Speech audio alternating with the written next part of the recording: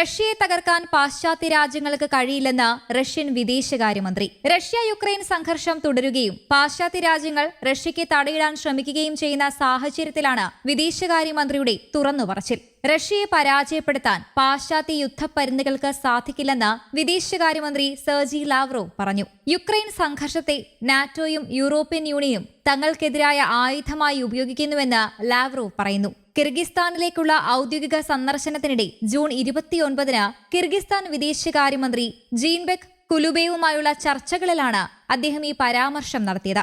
റഷ്യയും പാശ്ചാത്യ ലോകവും തമ്മിൽ അഭൂതപൂർവമായ ഏറ്റുമുട്ടലാണ് നടക്കുന്നത്. അവർ വീണ്ടും തങ്ങൾക്കെതിരെ യുദ്ധത്തിലേക്ക് പോകാനും റഷ്യയ്ക്ക് തന്ത്രപരമായ പരാജയം വരുത്താനും തീരുമാനിക്കുന്നു. പ്രധാനമായും യുക്രൈൻ ഭരണകൂടത്തെ ഒരു ആയുധമായി അവർ ഉപയോഗിക്കുകയാണ്. എന്നാൽ പടിഞ്ഞാറൻ രാജ്യങ്ങൾ ഇതിൽ മുൻപും വിജയിച്ചിട്ടില്ല. ഇത്തവണയും അങ്ങനെ സംഭവിക്കില്ല എന്നും ലാവ്റോവ് വ്യക്തമാക്കി. റഷ്യയോടുള്ള തങ്ങളുടെ കടുത്ത സമീപനം നിരർത്ഥകമാണെന്ന് പല പാശ്ചാത്യ നയരൂപീകരണക്കാരും ഊഹിക്കാൻ തുടങ്ങിയിരിക്കുന്നുവെന്നും ലാവ്റോവ് വിശദീകരിച്ചു. യുക്രൈൻ ഭരണകൂടത്തിനുള്ള പാശ്ചാത്യ പിന്തുണയ്ക്കെതിരെയും നാറ്റോയും യൂറോപ്യൻ യൂണിയനും നടത്തുന്ന സൈനികവൽക്കരണത്തിനെതിരെയും റഷ്യ നേരത്തെ നൽകിയിരുന്ന മുന്നറിയിപ്പുകളെയാണ് അദ്ദേഹത്തിന്റെ പരാമർശങ്ങൾ ഓർമ്മിപ്പിക്കുന്നത്. അതേസമയം ബ്രസൽസിൽ അടുത്തിടെ നടന്ന യൂറോപ്യൻ യൂണിയൻ ഉച്ചകോടിയിൽ മിക്ക അംഗരാജ്യങ്ങളും യുക്രൈന് കൂടുതൽ ഉപരോധങ്ങളും സഹായവും നൽകുന്നതിനെ പിന്തുണച്ചു. എന്നിരുന്നാലും ഹംഗറി അന്തിമ പ്രസ്താവനയെ വീറ്റോ ചെയ്യുകയും യുക്രൈൻ നടത്തിയ യൂറോപ്യൻ യൂണിയൻ പ്രവേശന ചർച്ചകൾ തടയുകയും ചെയ്തു. പാശ്ചാത്യ രാജ്യങ്ങളെ ആക്രമിക്കാൻ തങ്ങൾക്ക് ഉദ്ദേശമില്ലെന്ന് റഷ്യ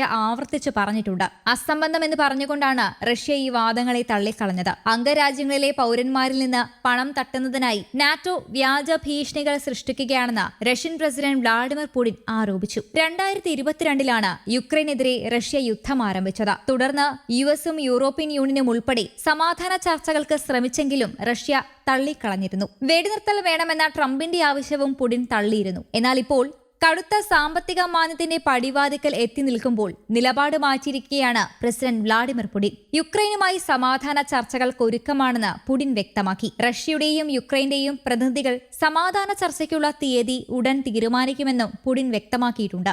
യുക്രൈനുമായി ഈ മാസം ആദ്യം സമാധാന ചർച്ചകൾ നടന്നെങ്കിലും ഫലം കണ്ടിരുന്നില്ല. അതേസമയം യുഎസിനെതിരെ അദ്ദേഹം പുതിയ വിമർശനങ്ങൾ ഉന്നയിച്ചു. നാറ്റോ അംഗരാജ്യങ്ങൾ പ്രതിരോധ ബജറ്റ് GDP-യുടെ 5% ഉയർത്താൻ തീരുമാനിച്ചിരുന്നു. ഇതിനോട് പുടിൻ പ്രതികരിച്ചത് ഇങ്ങനെയാണ്: നാറ്റോ രാജ്യങ്ങൾ യുഎസിൽ നിന്ന് ആയുധങ്ങൾ വാങ്ങണമെന്നാകും യുഎസ് ഉദ്ദേശിക്കുന്നത്. അതുവഴി യുഎസിന്റെ ആയുധ വ്യവസായ സൂചിക വളരണമെന്നും ആരാണ് പ്രകോപനം സൃഷ്ടിക്കുന്നതെന്ന് വ്യക്തമല്ലേ എന്നും പുടിൻ ചോദിച്ചു. റഷ്യ അടുത്ത 3 വർഷത്തേക്ക് പ്രതിരോധ ബജറ്റ് കുറയ്ക്കാൻ തയ്യാറാണെന്നും അദ്ദേഹം പറഞ്ഞു. അതേസമയം യുക്രൈൻ പ്രസിഡന്റ് സെലൻസ്കിക്ക് ഇനി പദവിയിൽ തുടരാനോ ചർച്ചകളിൽ പങ്കെടുക്കാനോ ധാർമ്മിക അവകാശമില്ലെന്നും പുടിൻ ആരോപിച്ചു. പ്രസിഡന്റ് പദവിയിൽ സെലൻസ്കിയുടെ കാലാവധി കഴിഞ്ഞ വർഷം അവസാനിച്ചത് ചൂണ്ടിക്കാട്ടിയായിരുന്നു പുടിന്റെ ഈ പരാമർശം. News desk Kerala Kaumudi.